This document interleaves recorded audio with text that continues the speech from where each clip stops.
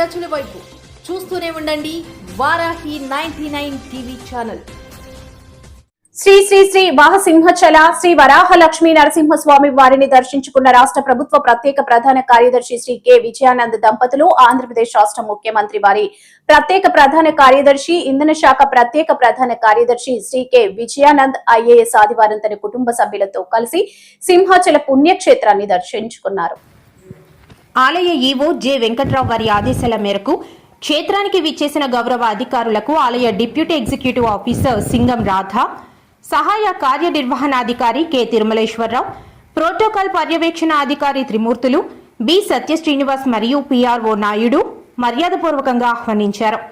ధ్వజస్తంభం వద్ద నాదస్వర వాయిద్యాలు, వేద పండితుల మంత్రోచ్చరణల నడుమ వారికి సాంప్రదాయబద్ధంగా స్వాగతం లభించింది.